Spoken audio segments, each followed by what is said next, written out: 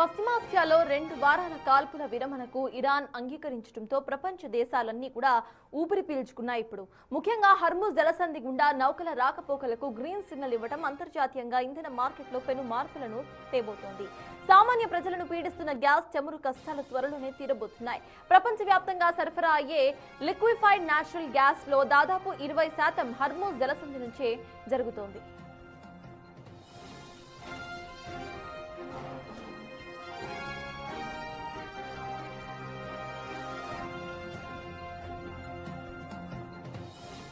భారత గ్యాస్ అవసరాల కోసం పశ్చిమాసియా దేశాలపై 70% పైగా ఆధారపడుతుంది. ప్రపంచంలోని అతిపెద్ద గ్యాస్ ఎగుమతిదారైన Qatar, United Arab Emirates, Saudi అరేబియాల నుంచి వచ్చే ప్రతి గ్యాస్ నౌక తప్పనిసరిగా హర్ముజ్ జలసంధి ద్వారానే వస్తాయి.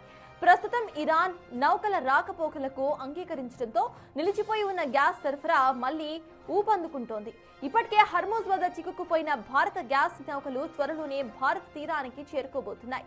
అంతర్జాతీయ మార్కెట్లో సరఫరా పెరిగితే దేశంలో ఎల్పీజీ, సిఎన్జీ సప్లై మెరుగయ్యే ఛాన్స్ ఉంది. యుద్ధం వల్ల ఇన్సూరెన్స్ ప్రీమియంలు పెరిగే గ్యాస్ ధరలు భారమయ్యాయి. ఇప్పుడు ఆ భయం తొలగిపోవడంతో రవాణా ఖర్చులు సైతం తగ్గుతున్నాయి.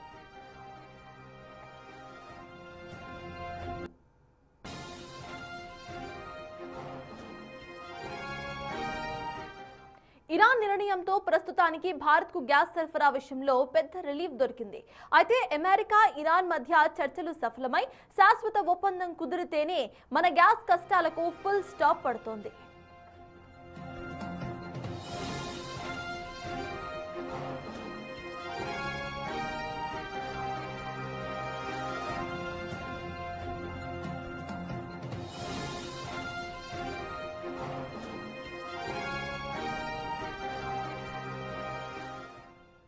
యుద్ధ మేఘాలు ప్రస్తుతానికి తొలగిపోయాయి.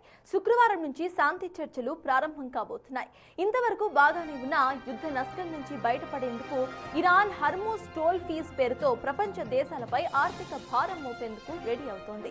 ఇంతకాలం ఇరాన్ చర్యలని తీవ్రంగా ఖండించిన అమెరికా సైతం ఇప్పుడు కొత్త పల్లవిని అందుకుంది. ఆ దేశ పునర్నిర్మాణానికి కృషి చేస్తామని అంటోంది. ఇందుకు హర్ముజ్ ఉపయోగపడుతోందని టోల్ ట్యాక్స్ కు పరోక్షంగా సమర్థిస్తోంది. తాము సృష్టించిన విధ్వంసానికి ప్రపంచ దేశాలు మూల్యం చెల్లించాలని అమెరికా చెప్పకనే చెబుతోంది.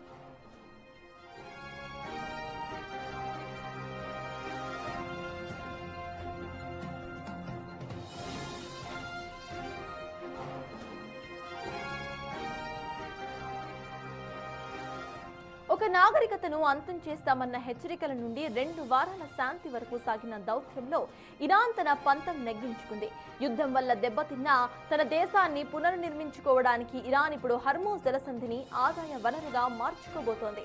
హర్ముజ్ జలసంధి ద్వారా వెళ్లే నౌకలపై ఇక నుంచి ఇరాన్, ఒమాన్ దేశాలు టోల్ ఫీజును వసూలు చేసేందుకు సిద్ధమవుతున్నాయి. ఒక్కో నౌక నుంచి దాదాపు 18 కోట్ల రూపాయల వరకు ఫీజు వసూలు చేసేందుకు ప్లాన్ చేస్తున్నాయి.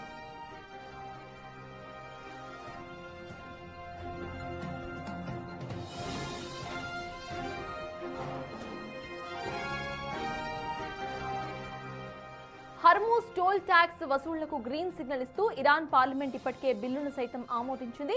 యుద్ధం కారణంగా ధ్వంసమైన మౌలిక సదుపాయాలను తిరిగి నిర్మించుకునేందుకు ఈ నిధులు వాడతామని ఇరాన్ స్పష్టం చేసింది.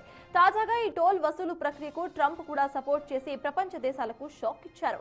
హర్ముజ్ రవాణాను పునరుద్ధరణతో ఇరాన్ పునర్నిర్మాణ ప్రక్రియ ప్రారంభమవుతుందని ట్రంప్ సోషల్ మీడియాలో పోస్ట్ చేయడం ఇందుకు నిదర్శనంగా నిలిచింది.